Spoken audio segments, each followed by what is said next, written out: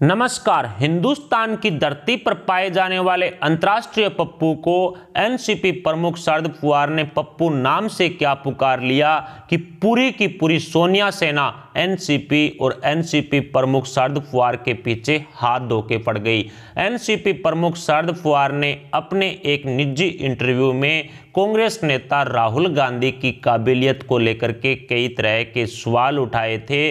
राजनीति में परिपक्व नहीं होने की बात भी शरद पवार की तरफ से कही गई थी। इसके अलावा राहुल गांधी को मूर्ख की उपाधि तक एनसीपी प्रमुख शरद पवार ने दे दी थी, लेकिन सोनिया गांधी के लाल के बारे में एनसीपी प्रमुख शरद पवार द्वारा बोले गए ये शब्द सोनिया सेना को कतई पसंद नहीं आए। हालांकि अंतर्राष्ट्रीय लेवल पर बराक ओबामा जैसे नेताओं द्वारा राहुल गांधी को मूर्ख बताया गया था, जिसके बाद शिवसेना के प्रवक्ता और उद्धव ठाकरे के तोते संजय राउत ने बराक ओबामा को भी काफी बुरा भला कहा था। लेकिन शरद पवार के इस बयान पर शिवसेना ने सत्ता जाने के डर से अपनी जुबान पर ताला लगा लिया है। कांग्रेस नेताओं ने एनसीपी प्रमुख शरद पवार को खुली चेतावनी दे दी है कि यदि महाराष्ट्र में एनसीपी कांग्रेस शिवसेना के महाविकास आघाड़ी गठबंधन वाली सरकार चलानी है तो एनसीपी प्रमुख शरद पवार अपना मुंह बंद रखे, वरना इस खिचड़ी सरकार को उखाड़ फेंकेंगे।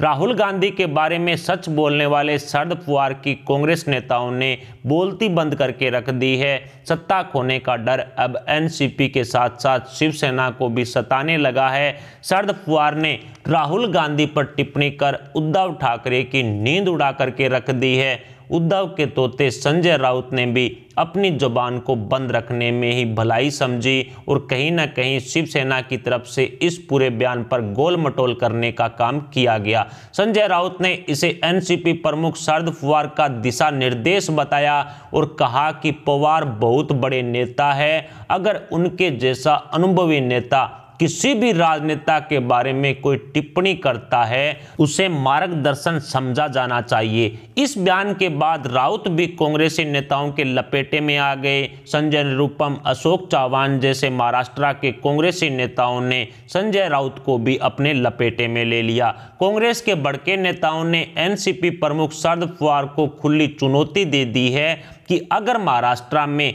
स्थिर सरकार चाहते हो तो हमारे 50 साल के युवा नेता और देश के भावी प्रधानमंत्री पद के उम्मीदवार राहुल गांधी पर कोई भी टिक्का टिप्पणी ना करे। राहुल गांधी की आलोचना की गई या फिर राहुल गांधी की सच्चाई दुनिया को बताएंगे तो महाविकास आघाड़ी गठबंधन की खिचड़ी सरकार से हाथ धो बैठेंगे।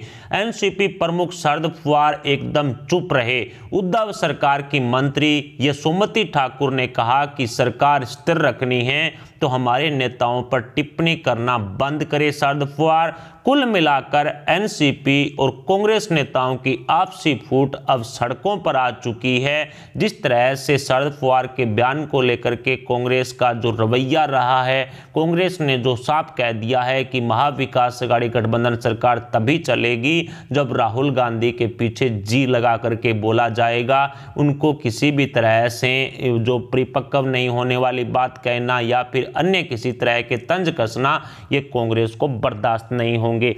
कुल मिलाकर के कहा जा सकता है कि जो मैं आपको पिछले काफ़ी समय से बता रहा हूं कि तीनों पार्टियों में कुछ भी ठीक नहीं चल रहा, उस पर अंतिम मोहर लग चुकी है। अब कांग्रेस ने खुद कह दिया है, पहले शिवसेना से नाता तोड़ा, महाविकास आघाड़ी गठबंधन में बीएमसी चुनाव को लेकर के शिवसेना के खिलाफ कहीं ना कहीं कांग्रेस ने तीसरा मोर्चा खोला, शुरुआत वहां से हुई। और दूसरा, एनसीपी प्रमुख शरद पवार के बयान पर अब कांग्रेस साफ कह रही है कि यदि एनसीपी प्रमुख शरद पवार ने राहुल गांधी को लेकर के किसी तरह की भी टिक्का टिप्पणी की तो उनकी सरकार गिर जाएगी, यानी कि महाविकास आघाड़ी गठबंधन से जो कांग्रेस है वो अलग हो जाएगी। दूसरी तरफ शिवसेना ने सामना में मस्जिदों के लाउडस्पीकर बंद करवाने के लिए मोदी सरकार से गुहार लगाई है। एक तरफ शिवसेना अजान की आवाज को मीठा बता करके अजान प्रतियोगिता का आयोजन भी महाराष्ट्र में करवा रही है। तो दूसरी तरफ मस्जिदों के लाउडस्पीकर बंद करवाने के लिए विधेयक बनाने की गुहार भी मोदी सरकार से लगा रही है। और शिवसेना के इस रवैये से एनसीपी और कांग्रेस अपने वोट बैंक के लिए इस तरह के विधेयक का कभी समर्थन नहीं करेंगे, इसमें कहीं कोई शक नहीं है। और फिर से महाविकास अघाड़ी गठबंधन में शिवसेना के विचारों पर सवाल खड़े हो चुके हैं। कई तरह के सवाल अब इस हिंदुत्व सिद्धांतों को लेकर के उठ रहे हैं कि क्या शिवसेना दोबारा से हिंदुत्व के सिद्धांतों को लेकर के किसी तरह की एंट्री कर रही है, जिसकी वजह से मोदी सरकार को एक तरह से लाउडस्पीकर बंद करवाने की गुहार लगाई गई है। इस तरह की सलाह दी गई है कि एक विधेयक लाया जाए केंद्र सरकार की तरफ से, जिसमें सभी मस्जिदों के लाउडस्पीकर हैं वो बंद करवाए जाने चाहिए। यानी कि कुल मिलाकर के महाविकास अघाड़ी गठबंधन की तीनों पार्टियों के नेताओं में कुछ भी ठीक नहीं है। अब एक दूसरे पर तंज कसने के साथ साथ महाविकास अघाड़ी गठबंधन तोड़ने की चेतावनी और इस तरह की धमकियां मिलना भी शुरू हो चुकी है। उद्धव सरकार द्वारा मुंबई पुलिस को अर्नब गोस्वामी के खिलाफ साजिश रचने का आदेश देने के बाद आए दिन एनसीपी, कांग्रेस, शिवसेना के नेताओं का आपसी बवाल सामने आ रहा है।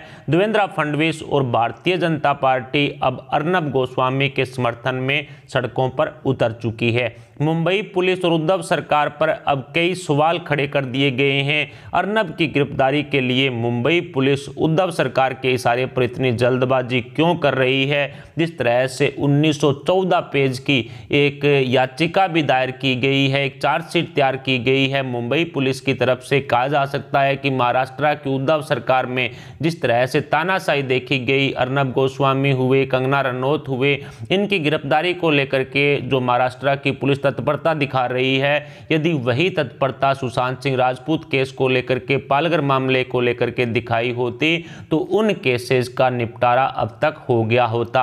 अर्नब गोस्वामी की गिरफ्तारी को लेकर के अब रायगढ़ पुलिस की तरफ से जो 1914 पेज की जो चार्जशीट दायर की गई है, उससे महाविकास अघाड़ी गठबंधन पर कई तरह के सवाल उठ चुके हैं। क्या जिस तरह से उद्धव सरकार की जो पुलिस है वो अर्नब गोस्वामी की गिरफ्तारी के लिए जो इतनी जल्दबाजी कर रही है, क्या इसमें कोई बड़े राज छुपे हुए हैं? इस तरह के सवाल अब महाराष्ट्र में खड़े हो चुके हैं। इस तरह के कई गंभीर सवाल देवेंद्र फडणवीस और भारतीय जनता पार्टी की तरफ से भी पूछे जा रहे हैं। लेकिन जिस तरह से महाविकास अघाड़ी गठबंधन की तीनों पार्टियों में एनसीपी प्रमुख शरद पवार को लेकर के जो बवाल मचा है, जिस तरह से महाराष्ट्र में उद्धव ठाकरे और शरद पवार ने मिलकर के सारे फैसले लिए, सोनिया गांधी को इससे अलग रखा, मलाईदार मंत्रालय सारे के सारे एनसीपी प्रमुख शरद पवार अपने पास रख चुके हैं।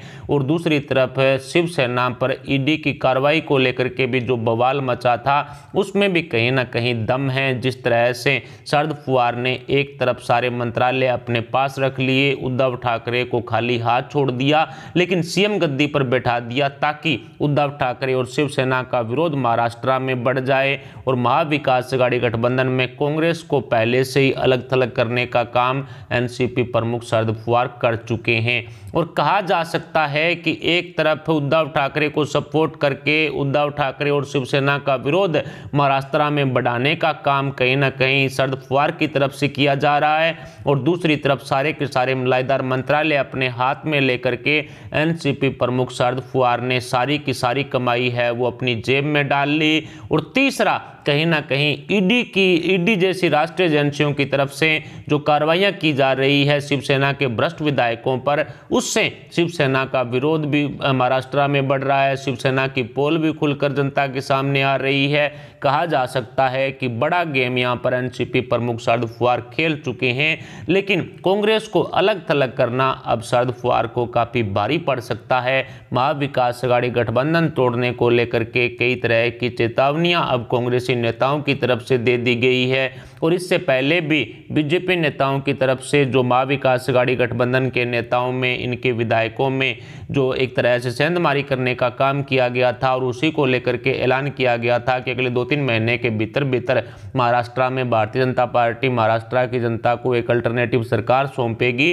उसको लेकर के अब कहीं ना कहीं सच्चाई सामने आ रही है कि महाविकास अघाड़ी गठबंधन के नेताओं में आपसी अनबन ज़्यादा है। तीनों पार्टियों के नेताओं की आपसी पोल अब खुल चुकी है, जिसकी वजह से महाविकास अघाड़ी गठबंधन ज़्यादा लंबे समय तक नहीं चलेगा और इसीलिए कहीं न कहीं उद्धव ठाकरे की सीएम कुर्सी पर संकट के बादल मंडरा रहे हैं।